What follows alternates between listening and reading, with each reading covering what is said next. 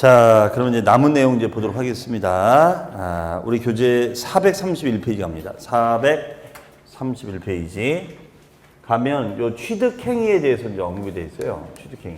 자, 요 취득행위를 이제 알아보도록 하겠습니다. 그러면 아까도 이제 말씀드렸다시피 취득세라는 것은 취득이라는 법률 행위가 일어나니까 납세명을 발송한다. 그럼 취득행위를 알아보자는 얘기죠. 그러면 요 취득행위는 우리가 어떻게 되어 있느냐? 세 가지 형태로 되어 있어요. 일단은 첫 번째 취득행위는, 첫 번째는 원시 취득이 있습니다. 원시 취득. 무슨 취득이요? 원시. 자, 원시. 근데 이 용어도 또 민법 용어예요. 그럼 민법에서는 원시를 뭐라고 하느냐? 최초로. 최초로. 우리 지난주 민법 할 때 이 얘기 혹시 안 하셨나요? 했었죠. 그러니까 민법에서 한 번 한 걸 또 하는 거야. 그래서 6과목이 다 따로 노는 것 같지만 한 번 나온 단어가 또 세번에 또 나오잖아요. 그렇죠?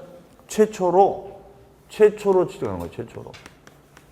그럼 예를 들어서 우리가 최초로 취득하는 것은 건물을 지으면 되겠죠.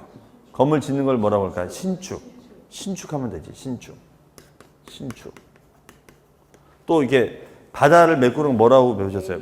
매립간척. 그렇죠? 매립지, 간척지 이런 얘기하죠. 매립간척. 이런 말을 씁니다. 매립한다거나 간척 이런 말을 쓰죠.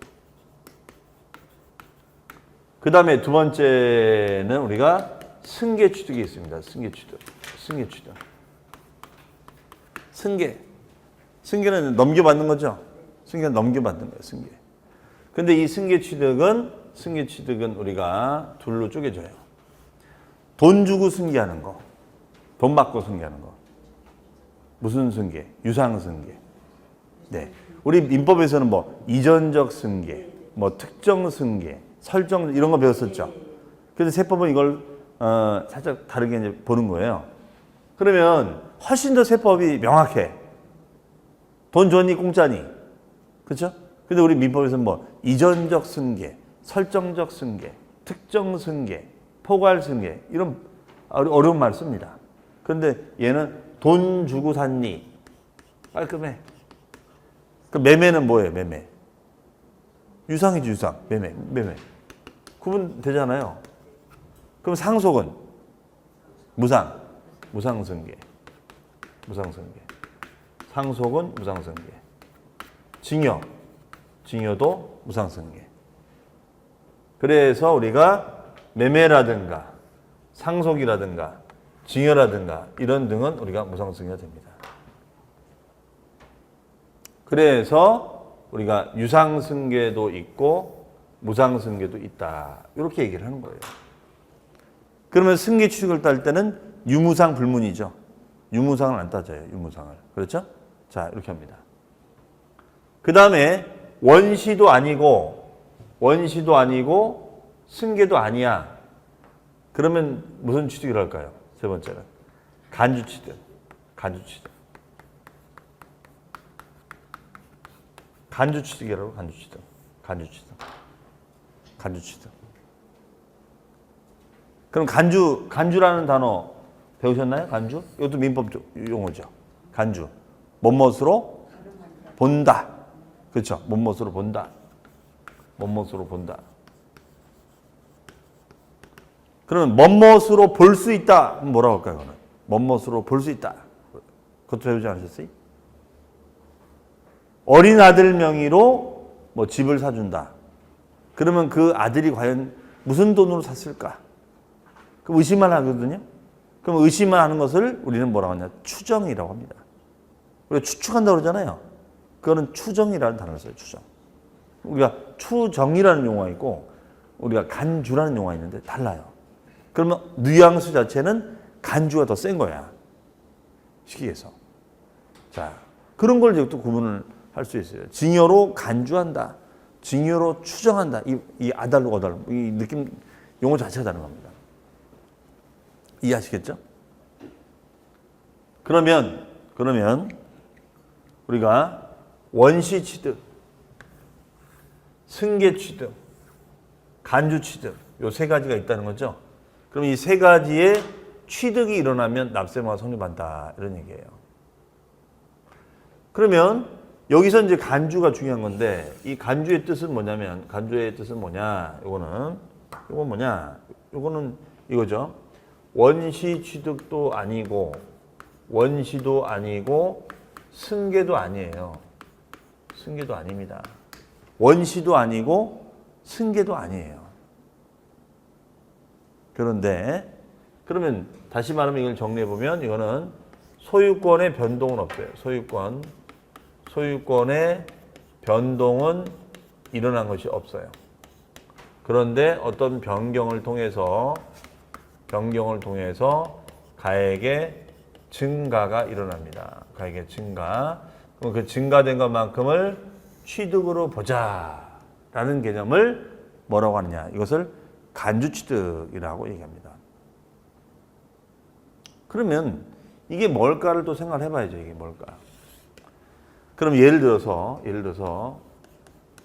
이게 논이에요. 논이 있어요. 논. 그러면 논을 우리가 돈 주고 샀어요. 매매로.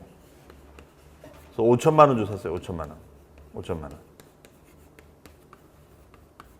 그럼 5천만 원 주고 샀으니까 무슨 승계? 유상승계. 돈 주고 샀다며요. 유상승계. 그렇죠? 유상승계 일어난 거예요. 유상승계. 그렇죠? 유상승계 일어난 거예요. 그러면 이 논에다가 건물을 지을 수 있을까요? 지을 수 있을까요? 없을까요? 건물을 지을 수 없죠. 논은 농사 짓는 거니까. 지을 수 없잖아요. 그렇죠? 지을 수 있습니다. 지을 수 없는데 지을 수 있다니까요?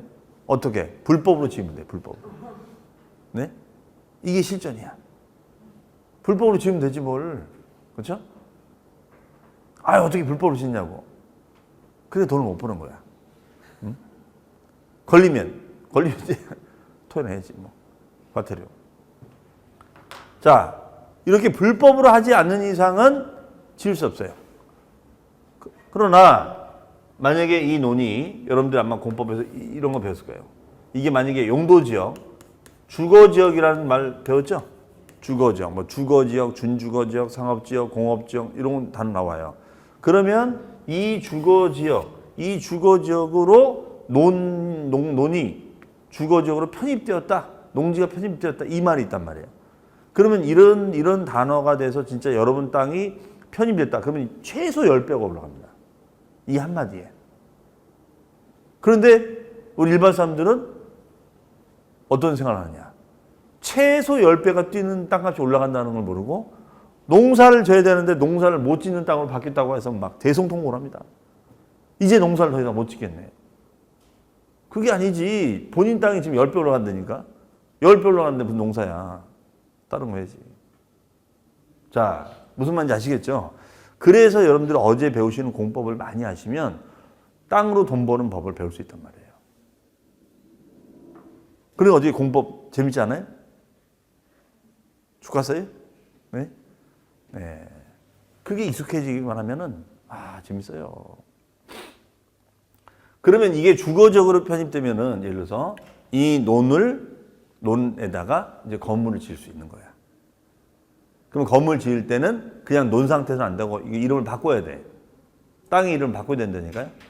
그러면 건물을 지을 수 있는 땅을 뭐라고 하냐? 그것을 대지라고 하죠. 대지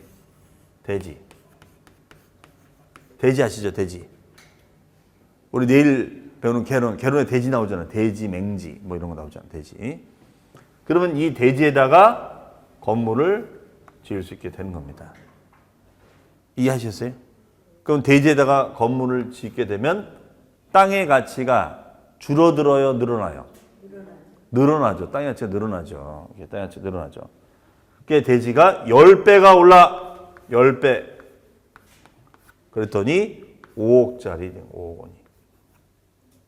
그러면 요게 논에서 대지로 가격이 뛰는 거죠. 요게 되더라. 그러면 이때는 요 꼭지점, 요 저점이 있어요. 요 저점. 그럼 요 꼭지점하고 요 저점이 있으니까 요거 하면 돼요. 그렇죠? 그럼 늘어난 게 얼마예요? 늘어난 게 4억 5천이죠. 4억 5천. 늘어난 게 4억 5천이에요. 그럼 4억 5천에 대해서는 세금을 부과하겠다. 이런 얘기예요. 4억 5천은 낸 적이 없잖아. 이거는 낸 적이 있지만 이건 낸 적이 없죠. 그럼 이 늘어난 것만큼을 취득으로 간주하겠다라는 개념을 간주취득이다. 이렇게 얘기하는 거예요. 대신 소유권 변동은 없었죠. 그렇잖아요. 농지였을 때도 홍길동이었지. 농지였을 때. 대지가 됐을 때도 홍길동이죠. 맞잖아요. 농지가 됐을 때 홍길동이고 대지가 됐을 때 홍길동이잖아. 그러니까 이때는 가격의 변화가 없는, 그러니까 소유권의 변동이 없는 거예요. 가액의 증가만 일어나는 거지. 그러면 우리 현행세법은 가액이 증가된 것만큼을 뭘 보자? 취득으로 보자. 이렇게 얘기합니다. 가액이 증가된 것만큼을 취득으로 봅시다. 이런 얘기예요. 이 대수에 무슨 말이지? 네. 그러니까 남 잘 되는 꼴을 못 보는 거야. 그렇죠? 땅값 올라간 것도 세금 받아내겠다는 거야. 쉽게 얘기해서. 그렇죠? 무슨 팔린 것도 아닌데. 그런데 뭐라고 했냐면 잔소리 말고 취득 볼 테니까 돈 내놔 이거예요. 이런 개념이 간주취득이에요. 아마 이 얘기는 처음 들어보셨을 거예요. 아마. 땅 샀으니까 끝난 거 아니냐 일반 사람들은. 근데 땅값이 올라도 세금을 받겠다는 거예요. 그렇죠? 이게 간주취득이다. 그러니까 정상적인 취득은 아니죠. 그러니까 이 개념을 잘 이해를 하셔야죠. 자, 이해하셨죠? 그러면 이 취득세는 누가 내요? 누가 내긴 이런 한 걸 한 사람이 내는 거지. 그렇죠? 그러면 우리 교재 가로 2번에 취득의 유형 보시면 취득의 유형에는 우리가 그 취득의 의에 봅니다. 맨 위에 의. 취득이라는 것은 매매, 교환, 상속, 증여. 자, 매매, 교환은 유상승계예요. 상속, 증여, 기부는 무상승계입니다. 현물 출자. 현물 출자라는 게 뭘까요? 지주가 땅을 투자하는 거야.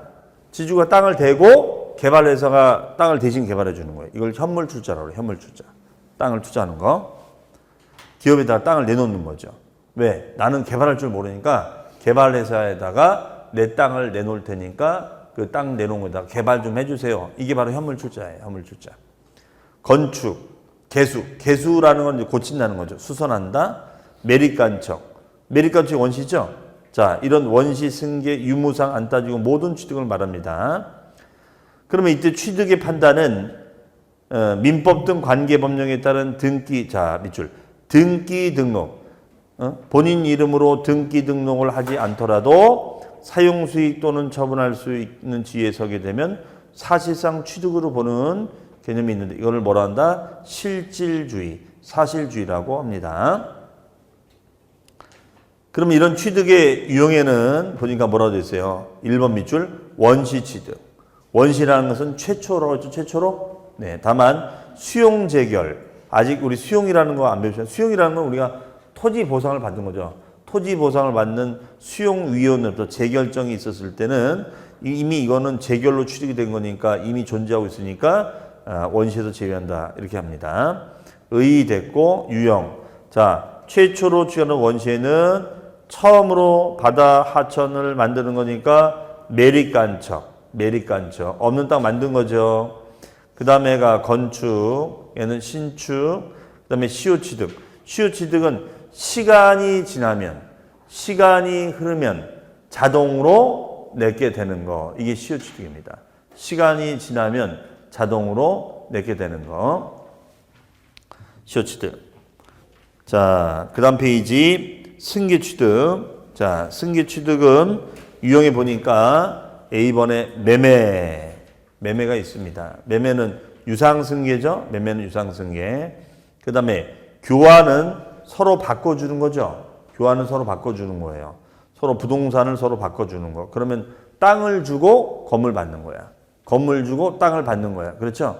이게 이제 우리가 교환입니다. 현물 출자. 현물 출자라는 것은 지주가, 그렇죠? 현물 출자는 지주가 주식회사에게 토지로 우리가 투자를 하면은 주식회사가 얘네한테 주식을 주는 거예요. 이걸 현물 출자라고 해요. 현물이잖아요. 물건. 그렇죠? 이런 개발회사한테 땅을 대주고 개발사가 주식을 주는 거예요. 그러면 이 개발사가 취득세를 내야 됩니다. 이걸 현물 출자랍니다. 그 다음에 상속증이요. 어쨌든 유무상 안 따진다고 그랬죠? 그 다음에 3번 별표시 간주의제 취득. 자, 간주의제는 뭐라고요? 멋멋으로 본다. 그렇죠? 멋멋으로 본다. 그러면 얘는 뭐예요?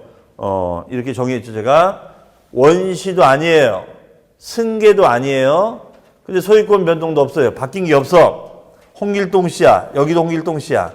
하지만 지목을 바꿔서 땅의 이름을 바꿔서 이걸 우리가 지목 변경이랍니다. 이런 걸 우리는 지목 변경, 지목을 바꾼다고 하지요. 그러면 지목을 바꾸게 되면 어때요? 가액의 증가가 일어나. 증가. 그러면 증가된 것만큼을 취득으로 보는 개념. 이걸 뭐라고 한다고요? 간주취득. 간주취득. 이렇게 정의를 내리고 있습니다. 자, 그러면 거기에는 이제 그 종류가 유형을 보니까 A번 밑줄 토지의 지목 변경이 나옵니다. 토지의 지목 변경. 땅의 이름을 바꿔주자 이거죠. 그 다음에 차량 등의 종류 변경. 차량 등의 종류 변경. 종류를 바꿔주는 거예요. 그러면은 예를 들어서 이런 거죠. 이게 일반 차야. 일반 차. 이게 일반 차예요. 일반 차. 일반 차가 있는데 일반 차가 이렇게 나와 있어요. 그랬는데 요거를 요런 차로 바꿔줍니다. 요런 차로 바꿔줘요. 이렇게 바꿔주는 거야. 이게 뭘까 이게? 네? 로켓 엔진이야. 로켓 엔진. 네? 로켓 엔진. 어이가 없다고요? 로켓 엔진. 그러면 일반 차를 다 고쳐가지고 스포츠카로 만드는 거야. 그러면 가격이 뛰겠죠? 뛸 거 아닙니까? 뭐 로켓 엔진 갈아 꼈는데. 그죠? 자, 이런 게 종류 변경이에요. 종류 변경. 응? 일반 승용차를 화물차로 바꾼다. 아니, 이런 스포츠카로 바꾼다던가. 이런 것들 말합니다. 이런 걸 종류 변경이라고 해요. 그 다음에 개수. 개수는 이제 노후된 건물을 예를 들어서 노후된 건물을 경매로 낙찰을 받아. 근데 노후된 건물을 낙찰을 받았는데 그거를 관리하다가 팔려니까 누가 사겠어요? 그러니까 여기 우리 요 동네에 노후된 건물 많잖아요. 그러면 이제 인테리어 싹 해가지고, 그렇죠? 싹 해가지고 건물의 가치를 높이는 거야. 그러면 이걸 개수라고 합니다. 개수. 그 다음에 D 과점주주. 자, 과점주주란 말이 좀 어려워요. 과점주주가 나왔습니다. 과점주주. 자, 요것도 중요한 용어인데 과점주주는 왜 취득을 보느냐 이거예요. 자, 과점주주의 정의 처음 나왔습니다. 과점주주의 의미의 뜻은 뭐냐면 주주 1인과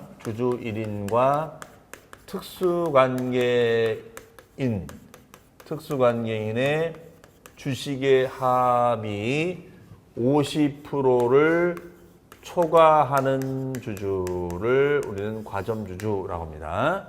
주주 1인과 특수관계인의 주식의 합이 과점주주와 특수관계인의 주식의 합이 몇 프로를 초과하는 자? 50%를 초과하는 자예요. 50%.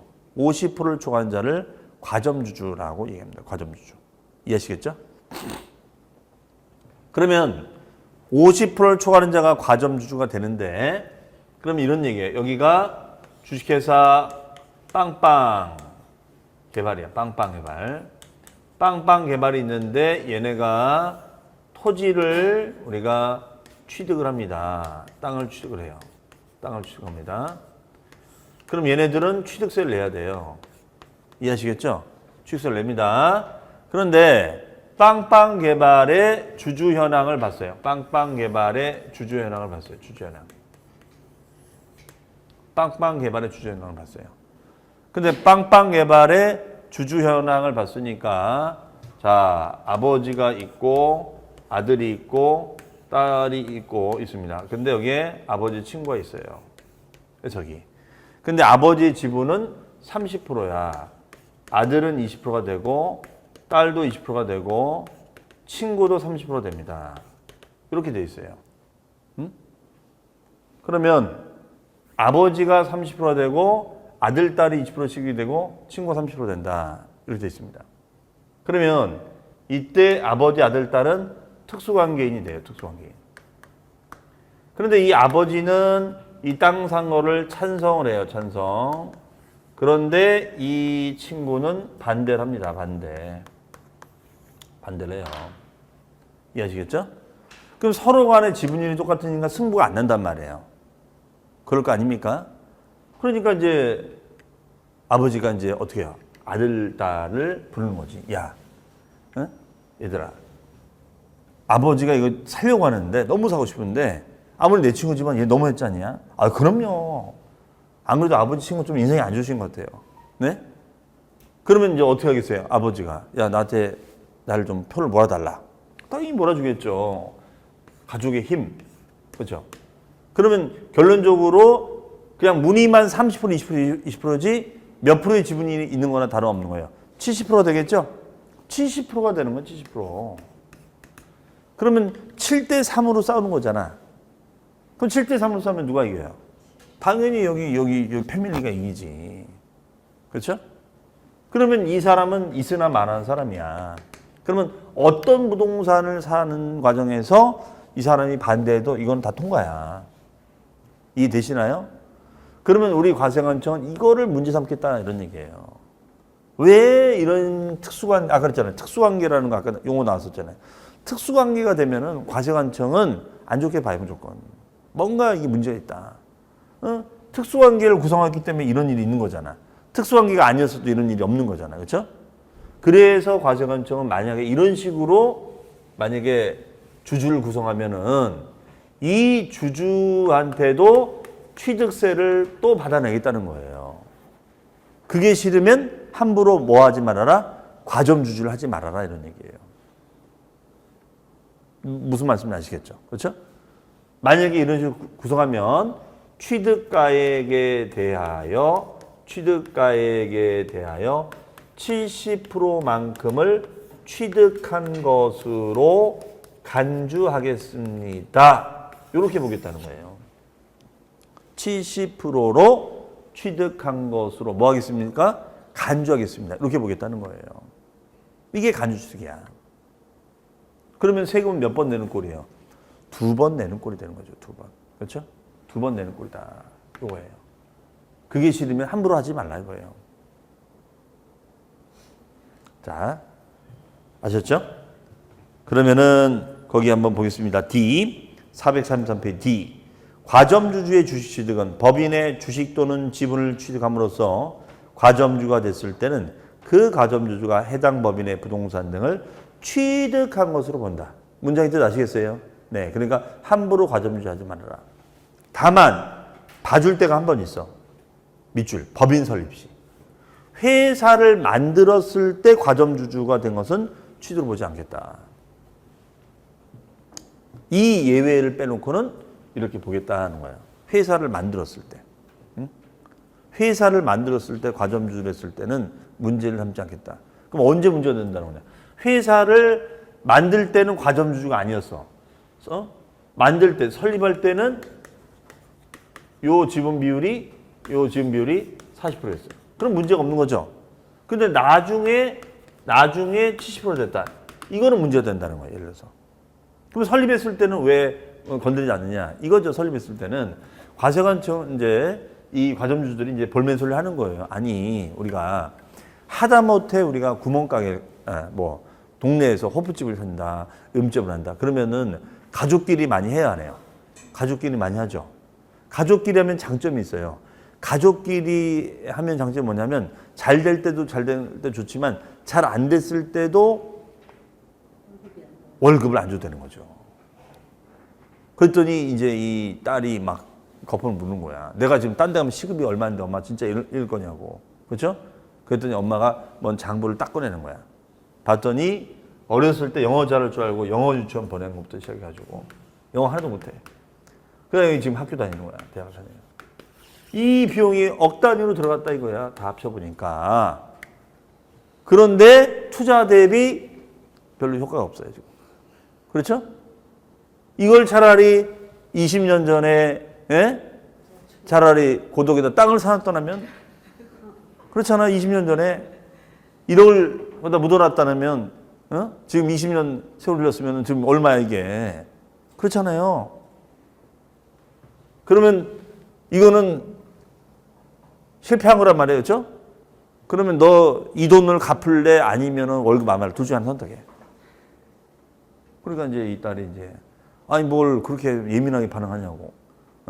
알았어. 내가 안 받을게. 그렇죠? 밥만 먹여줘.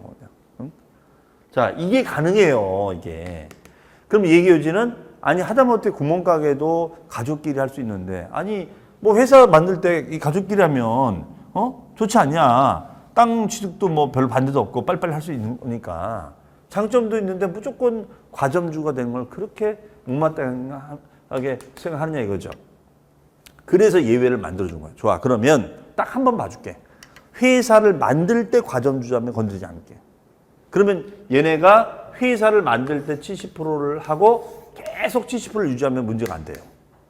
대신 얘네가 70%로 했다가 지분을 80% 늘리는 거야. 이거는 문제가 돼. 이거는 문제를 삼습니다. 이거는. 무슨 말인지 아시겠어요?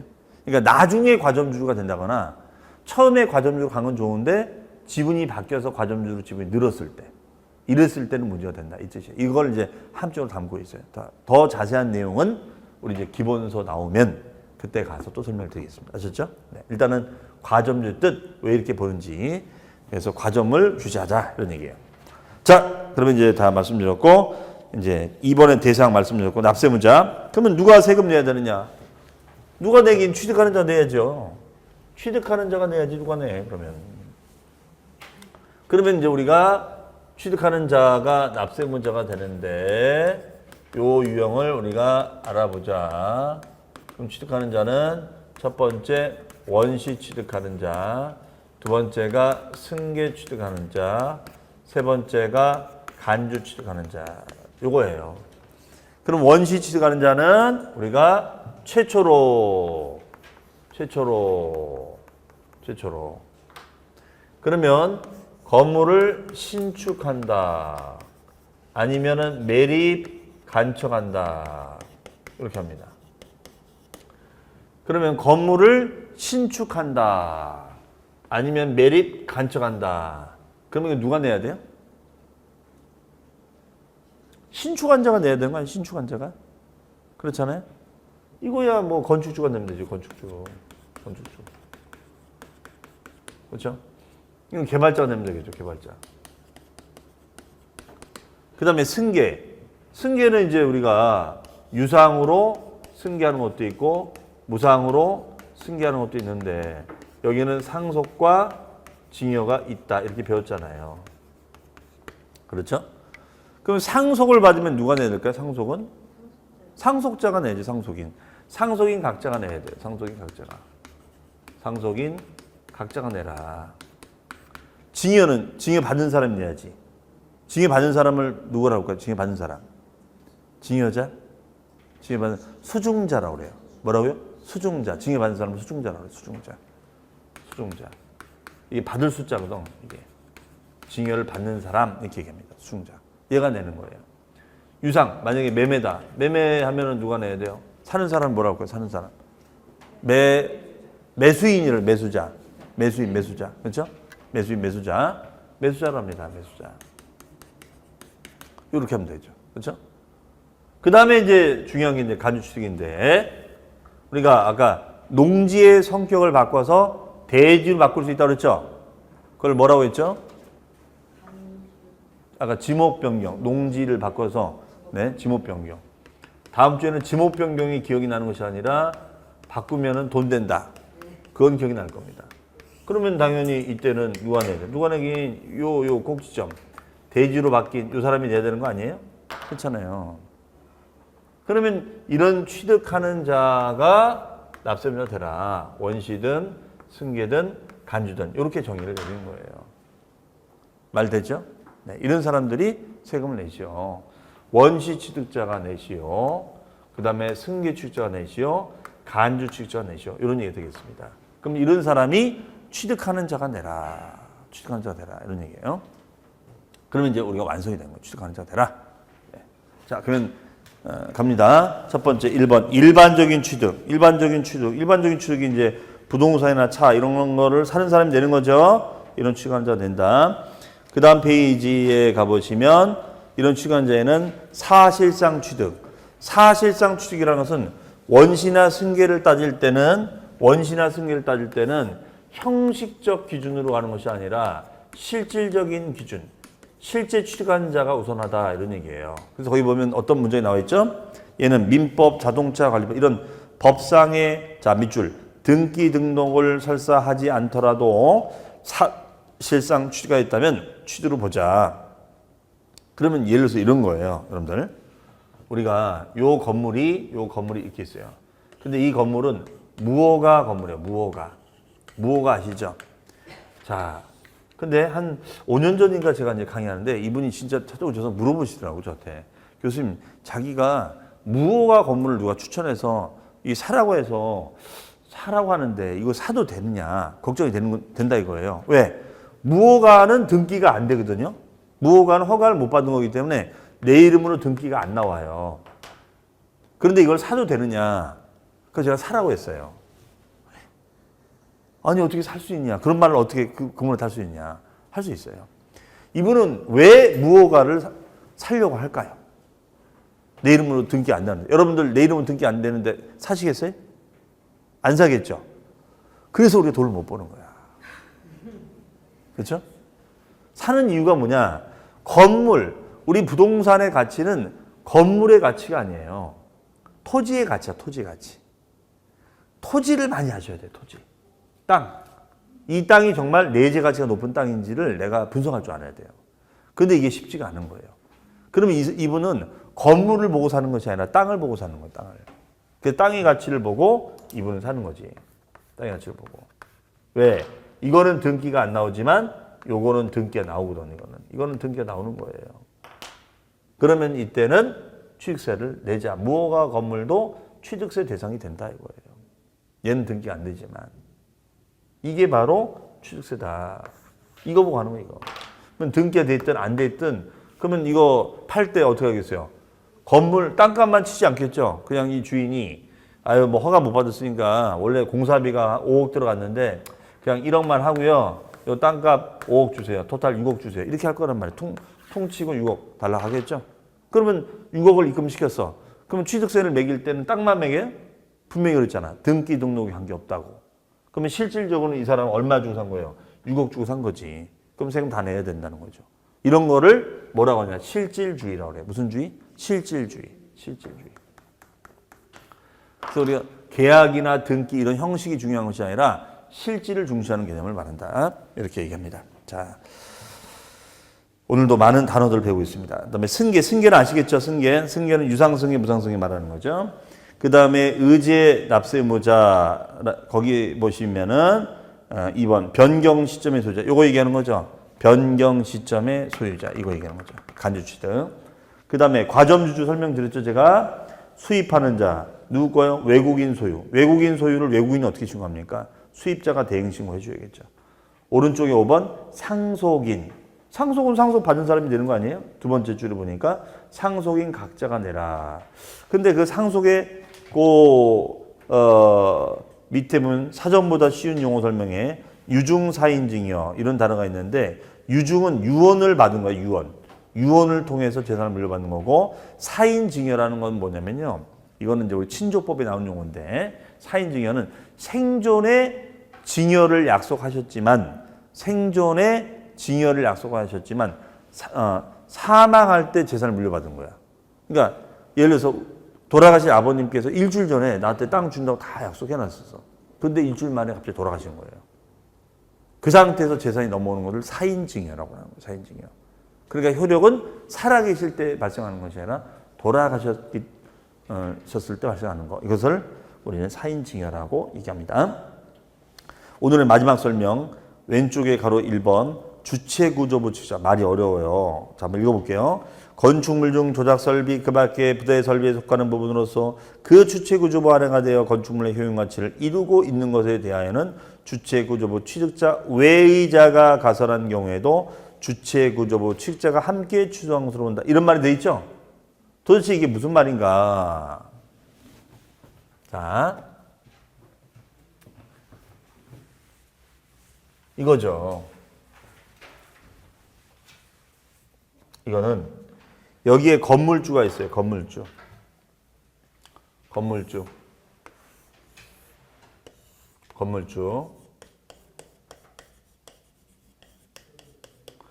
건물주가 있는데 이 건물주가 있는데 여기 빵빵은행이